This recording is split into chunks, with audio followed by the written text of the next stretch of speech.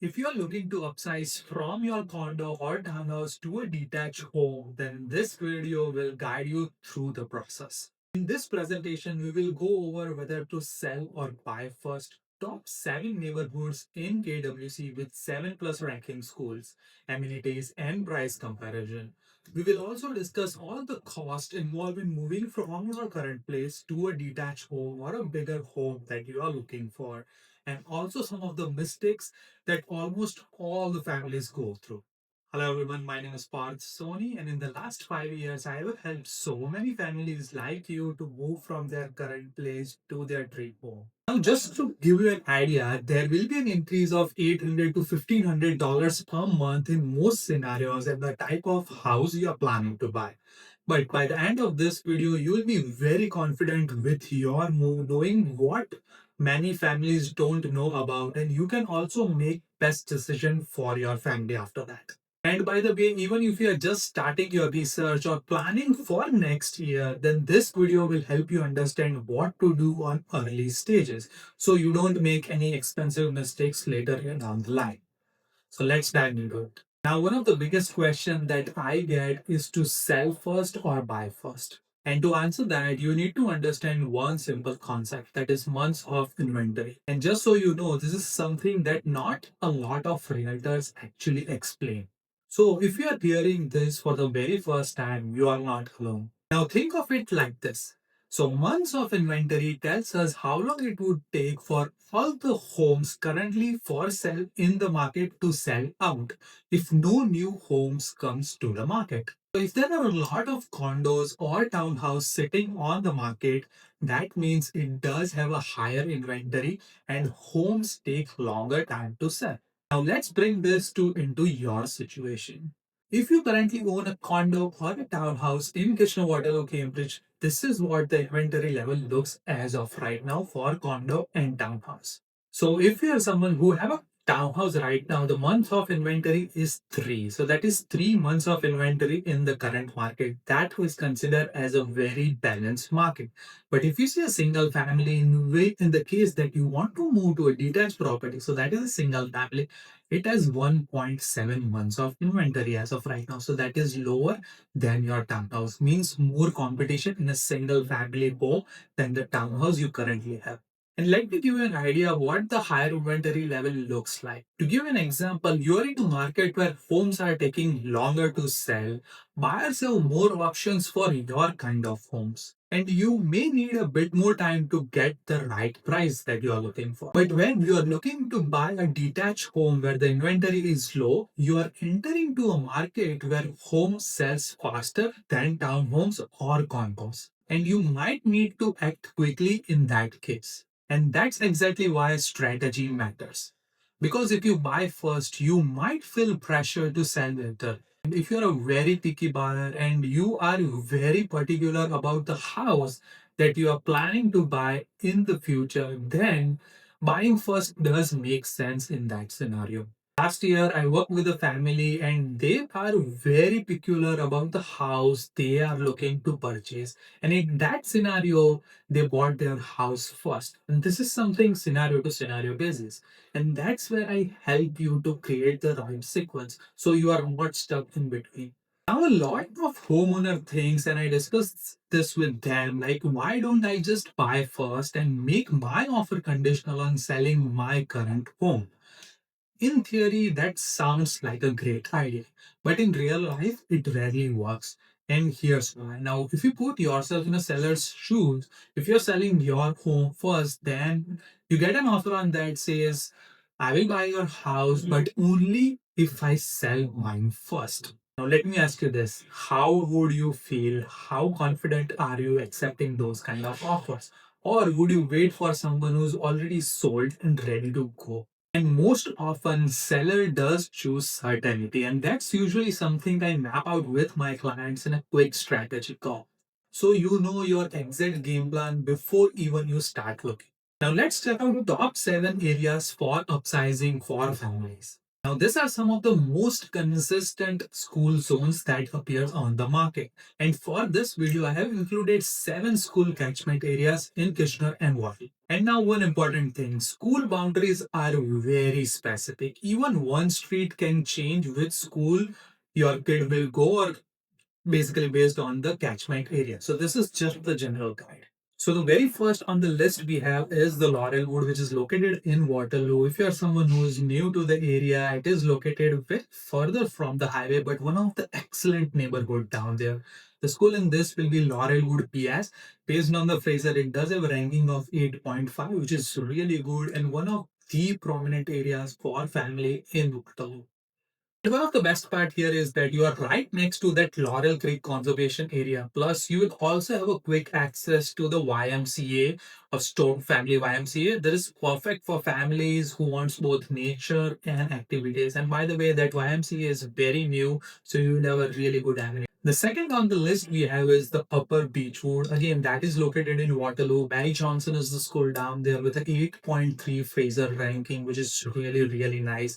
And by the way, that area, Laurelwood, it's just adjacent to the Upper Beechwood. So both the areas, if you're someone looking in Waterloo, you can combine the areas and widen your search. And Upper Beechwood is basically known for its mature trees, that community feeling with parks, walking trails, and even they do have tennis courts down there. It does have a good sense of community. So it's a really nice neighborhood for someone who are looking for a mature neighborhood, bigger lot size homes, and a really good school down there. The third one we have again on that side as well, that is Columbia Forest in Clare Hills, located in Waterloo with Abraham Park School, which is at 8.6 ranking. Now, in this one, you'll be surrounded by forest trails here, especially around the Columbia Forest area, which is great for families who enjoys outdoor. And by the way, you can check all these boundaries over here. You can also email me parth@parthsony.ca and I can send you everything so you do have a boundary and where you need to find your home based on that boundaries as well. The other one we have, that is Vista Hills, again located in Waterloo with a ranking of 8.5 based on the Fraser. Now, this is for families who are looking for a newer community or a master planned community. It does have a new homes from Activa Builder, does have a park, splash pad, and really nice access to Costco and all the shoppings that you can do online. And so one of the very best neighborhood I will say. So all these 4 neighborhoods make a really nice cluster for a family who is looking in Waterloo. Now I want to add one more area in the Waterloo, that is Colonial Acres and East Bridge. Again, that is located on the very opposite end of these 4 areas that we just discussed.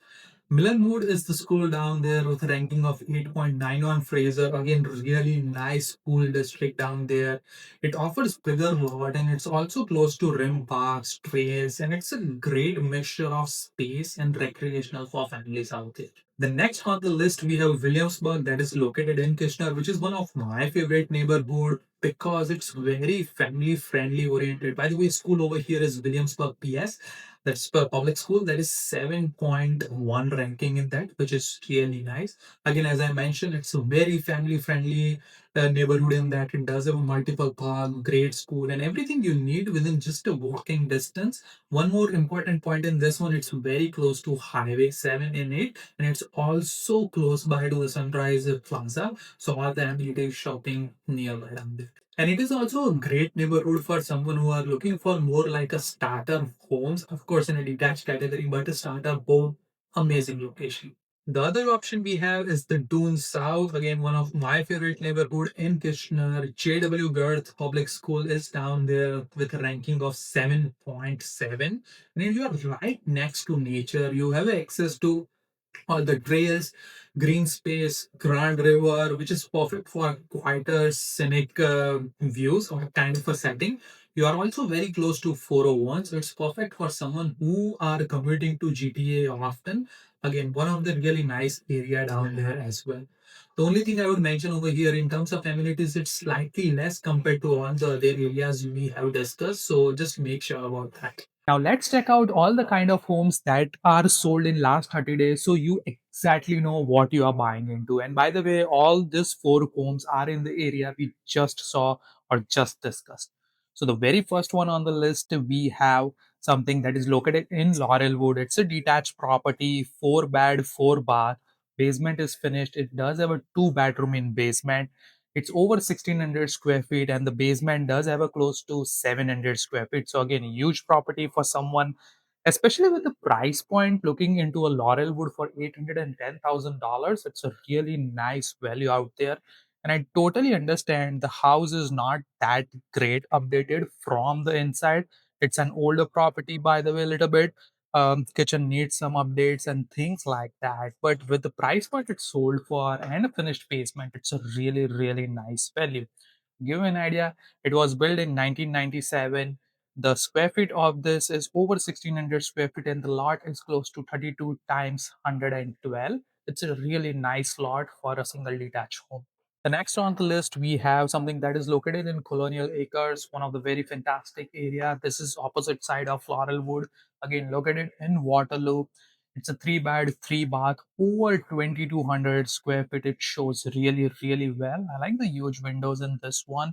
And the lot size is also really nice. It's almost 36 times 150, which is huge. It does have a great room, which is really, really what many families are looking for, especially with kids, so you can have all their stuff upstairs and have a really nice clean living room down there. Does have a really good deck, huge deck, I would say. So again, really nice option for someone who's looking in Colonial Acres. Next, I have something in Doon South. So this one again does have a really nice curb appeal, over 1800 square feet, three bed, three bath, sold for $815,000. Really nice price point down there. Does not have a basement that is finished, but it does have over 600 square feet in the basement. It's up to your discretion to get it done later or however you want to use it. But again, it shows really well, and it's located in Doon South. And homes, if you're someone who's looking for a newer kind of homes, then Down South might be a really nice neighborhood for you. This one especially was built in 2018. Now, the last one we have that is located in Grand River South. It's a brand new house sold in last couple of days for $967,000. Again, it does have over 2200 square feet. It does not have a finished basement because it's a new property, but it does have a huge basement. And in the pictures, you are seeing that some of the finishes are not done, like flooring and stuff like that. So, as a buyer, you will have an option to choose all that kind of finishing. And again, for 2200 square feet brand new home, it's a really nice value out there, especially with this kind of a builder. And when you're going for a newer property, you will also have a carry on warranty. You can check out my other videos. It's a 7-year warranty you can get as a buyer. And now, these are not the only options we have. There are few other strong schools and pockets located across Kitchener and Cambridge and Waterloo as well, namely like Grand River South, Huron Park, we have Pioneer Park, Blair, Espler, and Saginaw in Cambridge, which does have some of the excellent schools down there. What we usually do with my clients is that I map out exact street based on the school boundaries, budget, and lifestyle because that's where real opportunity lies, and you can get that personalized feeling from the handpicked homes that might be a really good fit for you. And now, if you're open to a slightly wider range, let's say school ranking between 6.5 to 7, then you can actually get much more options and better value out there. There are some great neighborhoods in Kitchener like Stanley Park, Forest Heights, some of the older pockets of Waterloo that is like a lakeshore if you're looking for a bigger size lot. In Cambridge, we have Preston and so many more areas. And in many cases, you are getting kind of a similar lifestyle, but saving anywhere from 50,000 to $150,000 on that.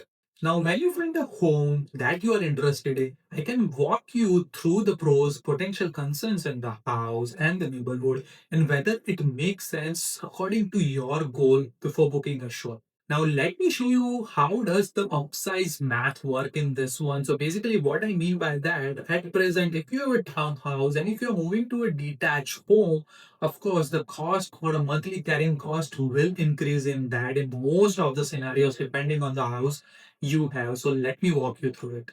Now, here's a calculator that I use. Of course, I can provide you this. You can just email me or you can go and check on my website. It does have a really nice calculator with more features on it. So let's say if you are someone who have a townhouse, I'm just throwing an example over here, and your estimated sale value of that townhouse is $700,000. And you purchased back in, let's say, 2020 for 2019, and the mortgage balance on that is $350,000. Now, after reducing all the costs that is associated with the townhouse that you have, now let's say you can also add like a home repair cost over here, moving cost, miscellaneous cost. So for this example, I have added $5,000 for home repair. For moving, I have added $2,000 of cost, and for miscellaneous, $3,000. The only reason I've added 5,000 as a repair cost, because let's say if we are in a market where not many properties are moving fast, then there are some sort of an updates that I may recommend you that if you do, then you can get a better ROI based on that, and that's why I put $5,000 down there. So the total selling cost, including the of HST, comes at 44,625. Now, after you sell your home, the net proceeds that comes to your bank, that is close to $305,000.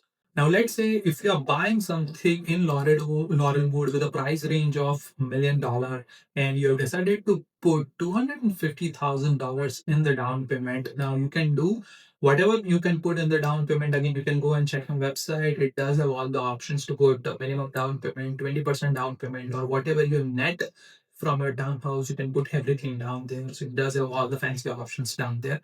But for this purpose of this video, I have considered $250,000 for down payment.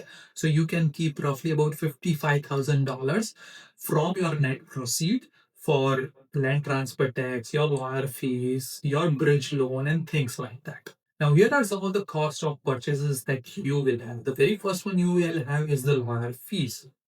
On an average, what you have seen is, if most of the time people do combine both of their options and they end up paying anywhere between $3,500 to $4,000 in that. I can connect you with some great lawyers who I work with, so definitely you shoot me a message on that. The other fee that you will have is the land transfer tax. Now, land transfer tax is a quietly, roughly amount based on your purchase price. It could go anywhere between $15,000 to $20,000 depending on the purchase price that you have. And if you're someone who's going less than 20% down payment, you have to pay a CMHC fees or CMHC premium on that. So you can also include that in this one as well. By the way, that is covered in your mortgage. But again, if you are someone who wants to do that, I like to do that. So at least you have an idea based on that. The last fee would be mortgage fees. So if you're someone who is doing a bridge loan, so by the way, bridge loan is something when you sell your property and you are buying something else. Now, between that time, if you want to or have to carry both properties at the same time, then you might have to do the bridge loan at that point of time.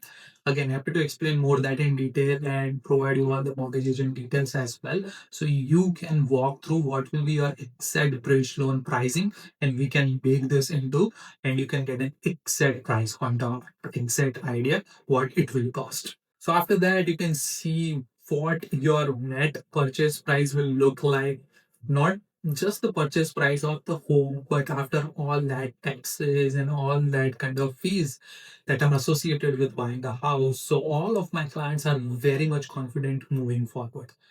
I do have one more thing, that is a monthly carrying cost calculator on my website. You can go and check that out. It will give you an idea of how much you're paying right now. And let's say if you buy this house, how much more you will be paying. It also includes utility insurance and all that kind of stuff. So you get to know exact amount, how much, whether it's $500 or $800 more every month or less, depending on your situation. Now let's check out some of the common mistakes many time upsizing buyers do. And by the way, this is something based on my experience working with a lot of clients. So that way you know these are not ChatGPT version, but actual mistakes they do or things they don't consider. Last year, I have a client, they are looking for a 2,500 square feet of a house, and they are so much fixated on that. And I asked them why is so. They don't have any clear answer for them. So what we did is that we checked out a couple of different options from 2,200 square feet to 2,700 square feet. So they got an idea like 2,500 square feet is not something they need to be fixated on. Because what happens is, like, when you start looking at homes, sometimes a 2,200 square feet home might feel bigger or suits you better than 2,500 square feet home, because the layout matters very much on those kind of homes. So again, number one mistake, don't get too much attached to square feet. 200, 300 square feet here and there will not make the difference. Focus on the layout first and focus on kind of a lifestyle that you want to have around that house. The second mistake many times buyers do is that underestimating the true cost of upsizing. So, what I mean by that, of course, you have this calculator and everything, so you will get an exact idea.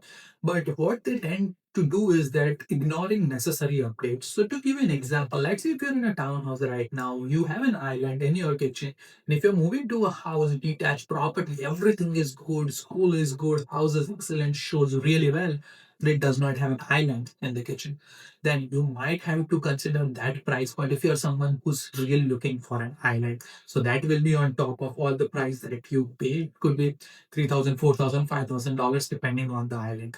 Another example would be if you are someone who have a lifestyle of hardwood floor or have a hardwood floor at your current place, and the house that you're buying does not have it, but everything matches, just they don't have an hardwood floor.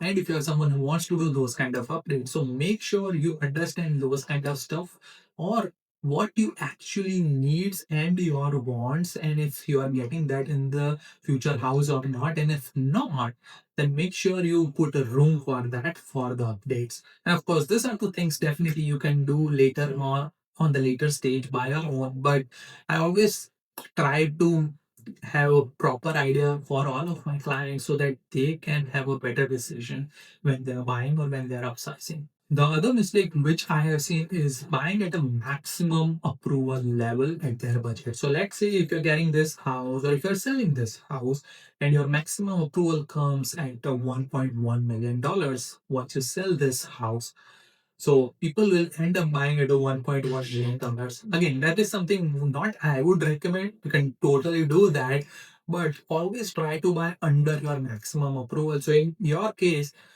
if you have a $1.1 million of approval, try to stick 50 to 60,000 lower than that, so that you will have some cushion in that in case mortgage rate changes or things like that. And the other thing, which is very common in all of my client consultation when I met them very first time, is like they are too much focused on the sale price of their current home and they ignore that the market is down, so it's not a good time to buy as of right now because the market is down.